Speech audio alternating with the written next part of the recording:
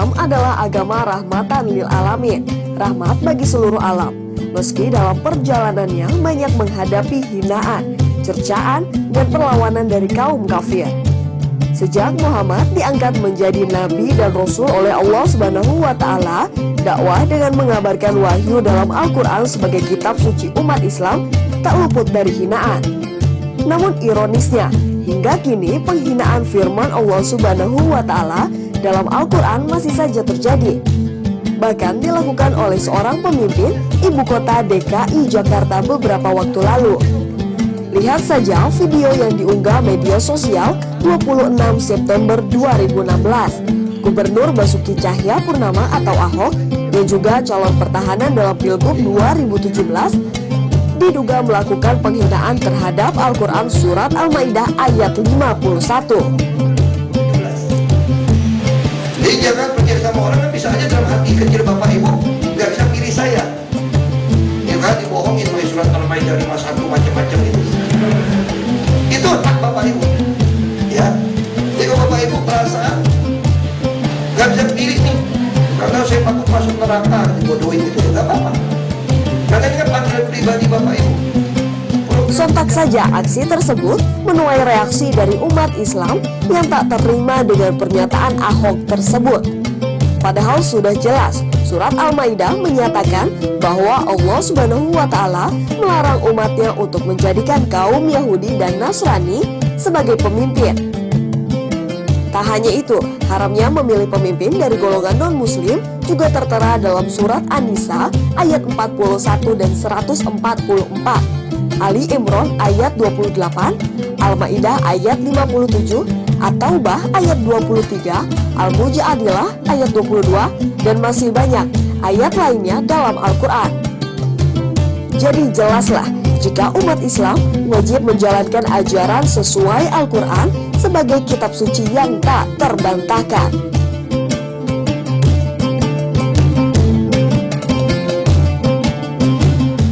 Assalamualaikum warahmatullahi wabarakatuh.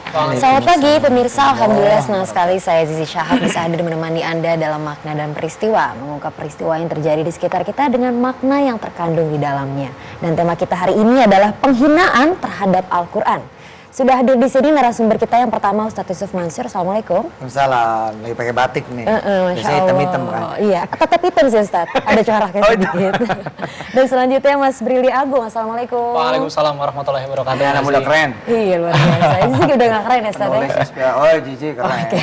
Ustadz langsung aja nih tanggapannya dari video yang beredar siap. belakangan ini. Jadi Pak Ahok diduga berbicara yang menghina isi dari Al-Quran. Baik, bismillahirrahmanirrahim. Saya lebih senang ya menjadi orang yang berusaha mengambil hal-hal yang positif. Banyak sekali pelajaran yang bisa diambil. Yang pertama saya ngeliat, oh kalau nanti saya jadi gubernur terus saya salah atau saya kepleset, oke, saya tidak akan memilih seperti itu. Saya akan memilih ngelihat dulu, karena kan banyak orang misalkan yang kalau dibilangin, lu salah gue di mana? Nah, saya lebih pengen, oh gitu ya salah ya. Oke sebentar, cermati, amati, introspeksi, tidak kemudian malah justru memperpanjang itu dari sayanya gitu. Itu yang saya lihat. So when I'm going to be governor misalkan itu nanti the next gitu ya. Or the president misalkan, oh saya jadi punya patron, oh gini nanti, oh begitu nanti. Itu satu sisi positifnya. Yang kedua adalah subhanallah, lihat bagaimana Allah membacakan ayat ini kepada jutaan umat Islam di Indonesia yang tadi yang nggak ngerti Al-Maidah, boro-boro 51-nya nyebut Al-Maidahnya aja enggak. Oh ada ya ayat surah kan gitu ya. kayak gitu. Oh ada ya. Lalu kemudian menjadi baca, luar biasa. Yang ketiga juga menguji kedewasaan kita sebagai bangsa yang majemuk. Ya kan, ini akan terus diuji, akan bagaimana kemudian penyelesaiannya. Sebenarnya kan persoalan yang betul memang sensitif, tapi andai kemudian gitu ya dari aktor-aktor utamanya juga udah kalemers gitu ya, positivers gitu ya, artinya oh iya gitu, nggak langsung bertaring gitu, lu salah, salah gue di mana? Nggak terima dikritik. Itu memang problem. Saya ingat kasus saya ketika di OJK dulu ya, dengan izin Allah SWT. Turun nih dari lantai berapa gitu. Begitu turun ke bawah, wartawan udah kumpul semua. Berharap saya nyalain, barangkali nyarain apa gitu. Orang-orang berharap saya membela diri, orang-orang bla bla bla gitu yang enggak, wallahu alam bisawab. Tapi saat itu saya merenung gitu. Emang gua salah. Dari gestur tubuh gua salah. Dari niatan gua barangkali salah. Dari langkah gua juga ada sesuatu yang salah. Sehingga pada saat itu ketika saya turun, wartawan udah siap, kalimat saya apa? Oke, saya salah. Insya Allah saya akan berusaha mencari tahu apa yang menjadi kesalahan saya dan saya akan belajar. Habis itu masalah gitu. Selesai. Oh itu kan beda, ini kan soal akidah, Pak. Ya, coba aja dijajah. Kalem aja gitu. Coba aja makanya saya ketika ditanya wartawan, gimana soal penistaan? Oke, kita jangan ngomong soal penistaan dulu ya. Juga teman-teman udah ada yang ngomong dan saya angkat topi pada mereka. Saya mungkin tidak seberani mereka. Tapi saya bilang coba gesturnya Pak Ahok gitu. Mungkin dia suatu saat mungkin akan menjadi the humblers gitu ya, orang yang lebih humble gitu. The ademers gitu. Enggak sewoters gitu ya. Kan memang jangan sampai jadi value juga buat anak-anak muda Jakarta atau kota-kota lain. Kalau dibilangin ngototers gitu loh. Begitu dibilangin mak gitu. Dibilang sama maknya nih. Mak gitu. Lu ngomong sama mak begitu lagi. Saya pengen coba melihat dari lebih positif value-nya kalau bisa. Ya kita bisa melihat misalnya kayak Risma, kita bisa ngeliat kayak Ridwan Kamil. Saya seneng gitu sosok pemimpin kayak gitu. Jadi saya bilang sisi positifnya saya punya patron. Oh begini. Oh kan ketika ngeliat kesalahan orang lain kan kita jadi belajar ya. Oh jangan begitu. Kita ngeliat yang ini oh ya. Jadi buat saya insya Allah positif. Insya Allah. Mas Billy, ini kalau melihat dari gesturnya, dari kata per kata, sebenarnya gimana sih waktu kejadian saat itu? Oke, sebenarnya kalau saya standing positionnya adalah sebagai seorang penulis, Mbak, untuk melihat, membedah sisi linguistik dari Pak Basuki waktu itu. Saya betul dengan apa kata Ustaz Yusuf Mansur, waktu itu melihat video itu, respon saya, oh mungkin memang sedang kepleset. Tetapi akhirnya yang membuat saya di situ menulis kegelisahan saya adalah, oh saya nggak bilang masalah kepleset ya. Artinya jangan sampai bias gitu juga. Kalau saya bilang kepleset berarti ya apa. Ngeri juga nih gue. Ketika yang membela pernyataan beliau malah justru datang dari orang kita juga, para kaum muslimin gitu. Akhirnya saya mencoba menulis tapi dari sisi linguistik karena saya bukan ahli agama, saya juga sebenarnya bukan ahli bahasa, tetapi ketika menulis 23 buku mau tidak mau saya harus belajar tentang sisi linguistik. Jadi saya menyoroti lebih dari satu kalimat yang menjadi polemik akhirnya di sosial media. Kalau saya boleh kutip, kalimatnya adalah dibohongin pakai Al-Maidah macem-macem. Oke. Kalau dari struktur itu memang masih belum lengkap, belum SPOK gitu kan. Ini adalah pelajaran yang kita pelajari dari SD mungkin sebenarnya. Cuma banyak orang yang lupa.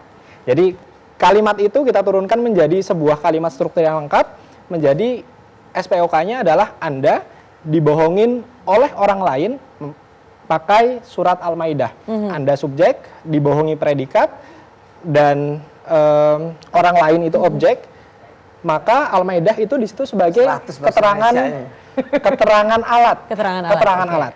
Jadi yang disoroti oleh Pak Ahok di situ adalah dia menyoroti objeknya. Objeknya adalah orang lain yang menggunakan surat Al-Maidah sebagai alat untuk berbohong. Begitu. Nah, yang menjadi akhirnya menuai begitu banyak reaksi dari kaum muslimin adalah kesalahannya di situ dari segi bahasa adalah kata bohong dalam Kamus Besar Bahasa Indonesia itu artinya berkata tidak benar. Nah, kata bohong yang artinya negatif sebagai predikat di situ ditempelkan dengan surat Al-Maidah yang itu merupakan hal yang dianggap suci bagi umat Islam.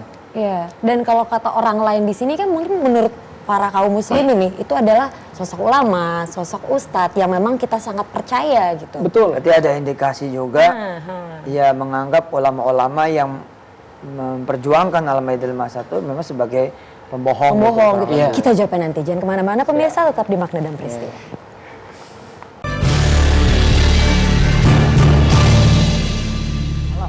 Baik, melanjutkan perbincangan kita tadi Mas Billy. Jadi kata-kata orang lain tadi itu apakah mengarah ke para ulama, para ustadz yang dibilang membohongi? Baik, sebenarnya begini Mbak, terlepas dari orang lain itu adalah ulama atau orang biasa, saya di dalam tulisan saya di Facebook itu yang menjadi viral itu menganalogikannya dengan dua kejadian. Misalnya, ada orang lain yang bilang ke Mbak Si, yang nggak usah ustadz lah, ada orang yang bilang ke Mbak Si, jangan makan babi karena itu diharamkan dalam surat Al-Maidah ayat 3. Lalu tiba-tiba ada pedagang babi bilang ke Mbak Si, jangan mau dibohongin pakai surat Al-Maidah ayat 3. Oke. Terus Mbak Si tanpa melihat orang yang bilang itu, baca Al-Quran, Al-Maidah ayat 3 beserta artinya. Kira-kira pertanyaan saya, Mbak Si lebih percaya orang yang bilang tentang isi surat itu ke Mbak Si atau ke pedagang babinya itu? Yang bilang tentang isi surat dibaca. Betul. Sama seperti Iya, lebih dari hal ustadz tersebut. Masya Allah ya. Gitu. Ustazer, biar ustadz. Banyak lah hal-hal yang bisa kita tarik dari sisi bahasanya saja. Dan analogi-analogi sederhana, karena saya memposisikan diri sebagai orang bodoh yang saya menyerahkan tentang tafsir dan segala macam ke orang yang lebih paham ilmunya seperti Ustadz Yusuf Mansur ini, Pak yang ada di sini. Kalau saya lebih menyoroti dari struktur kalimatnya saja. Ketika muncul kalimat seperti itu secara tidak langsung dari sisi kaidah bahasa, Analogianya bagus. maka Pak Basuki Cahayapurnama itu selain mendiskreditkan orang yang berkata surat Al-Maidah, dibohongi surat Al-Maidah, berarti ke objeknya yaitu orang yang bilang, dalam bahasa lain dia juga berkata bahwa surat Al-Maidah ini bisa dijadikan alat untuk berbohong. Nah, disitulah yang menyakiti menurut saya hati para umat muslim. Gitu, Ustadz, kalau menurut Ustadz, Saya ingin meyakinkan bahwa insya Allah umat Islam itu umat yang penyabar, santun, dan pemaaf. Ini udah menjadi karakter asli, gitu. Tapi karakter lainnya juga adalah umat Islam, ya adalah umat yang juga bisa tegas, bisa keras. Seperti memang potensi natural yang diciptakan oleh Allah di dalam satu sisi kehidupan manusia. Makanya saya menyoroti kan gesturnya pemimpin, ucapannya, gitu. Nggak kebayang sama saya bila kemudian beliau terpilih lagi, terus 5 tahun ke depan akan banyak sekali kemudian juga hal-hal seperti itu. Ini kan nanti akan menyebabkan perkara-perkara yang harusnya nggak perlu ada jadi ada. Tapi Ustaz, saya penasaran nih, kenapa sampai beliau nih, Pak Ahok bisa ngomong seperti itu? Karena apa sih? Bisa jadi memang mungkin ada alam bawah sadar yang saya tidak berani kemudian berseuzon juga. Ya, sesuatu yang sering dipikirin, sesuatu yang menjadi sebuah dendam personal. Apalagi beliau pernah ngomong, saya 23 tahun berpolitik, saya sering, itu menjadikan beliau menjadi generalis gitu. Padahal hari ini lawan politik beliau hari ini adalah orang-orang yang jauh dari kesan radikalisme. Sandi Anies, Agus Silvi. Jangan-jangan salah persepsi. Menempatkan his enemy-nya itu bukan yang faktual gitu loh, sehingga kesannya masih yang dulu-dulu gitu. Ketika dia masih di mana itu daerah apa, terus kemudian terakhir menjelang Pilpres kemarin ketika beliau menjadi wagub apa segala macam. Ini kedewasaan yang saya pelajari. Saya di usia yang muda ini udah nggak pengen marah-marah. Di usia saya masih muda ini, 40 masih muda ya. Iya pasti. Nah, sekarang kita punya video tentang keutamaan Al-Quran. Langsung kita lihat, ini dia.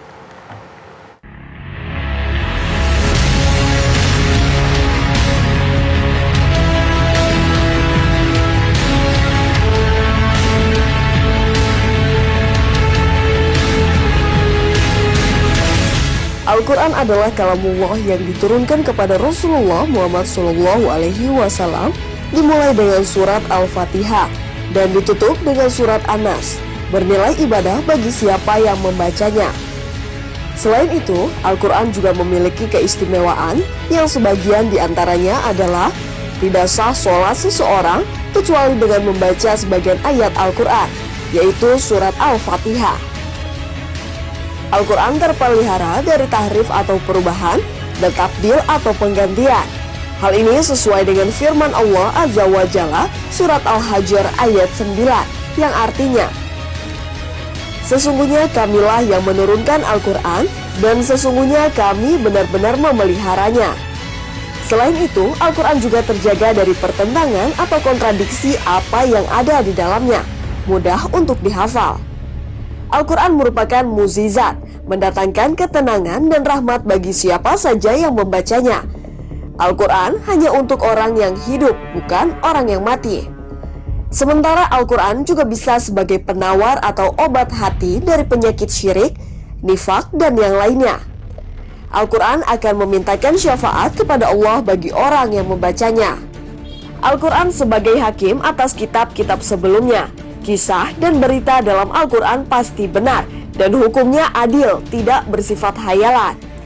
Kandungan dalam Al-Quran juga mengumpulkan antara kebutuhan dunia dan akhirat, baik berupa akidah, ibadah, hukum, muamalah, akhlak, politik, ekonomi, dan permasalahan-permasalahan kehidupan lainnya.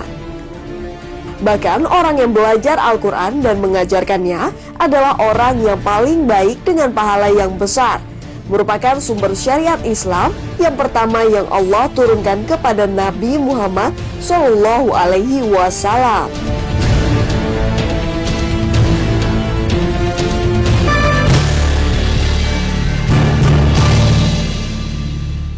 Kembali lagi di Makna dan Peristiwa. Ustadz, langsung saja kesimpulan untuk hari ini. Indonesia ini kan bangsa yang ceria, jangan yang jadi bangsa tegangers. Yang di sini tegang, sono tegang, disintegrasi nantinya. Hati belajarlah untuk menyikapi segala sesuatu dengan ceria, dengan happy. Saya senang loh hidup di komunitas Betawi gitu kan. Apa ya, bawaannya happy aja. Berantemnya aja masih ketawa-ketawa, berantem aja masih ketawa-ketawa gitu kan. Ini kan asik gitu loh. Artinya ya apa yang mesti diinikan juga gitu. Bagian orang bilang lagi gitu ketika kemudian saya ada di wilayah ini, apalagi saya mengusung Quran itu ya, mengusung tema dakwah Quran, kok Ustaz tidak sakit hati, bos? Kita punya Allah Jalla Jalaluh. Saya memilih kemudian dengan izin Allah mengajar step by step. Oh nggak bisa nih langsung di level ini. Oke kita ngajar, aja step by step, steppingnya jelas, clear. Jangan kita kemudian ngajarin juga menjelang pilpres terus, menjelang pilgub terus. Ya memang nggak siap umat kita. Ayo dong, steppingnya yang benar dikenalin dulu, dang. Dan misalkan gini, kalau kita mau bicara misalkan Ali Imran 28, no. Jangan langsung direct 28 nih, kira-kira begitu. Berangkat dulu dari Ali Imran 1, 2, 3, 4, 5, 6 sampai udah akhirnya 26, 27, and then 28. So umat juga ready. Kalau sekarang ini jadi problem juga. Sebagian yang lain masih belajar tertati-tati, udah diajak di level yang satu memang. Jadi ini belajar. Saya main di wilayah itu, saya pengen ngajar, mengajar. Makanya I'm doing that. Saya lakukan itu, saya bilang. Saya insya Allah satu sisi kok. I'm in your line, saya bilang. I'm in line nih, saya di barisan, saya bilang. Cuman saya orang yang berpendapat bahwa 2 dikurang 1, apa iya harus selalu 1? Coba beri.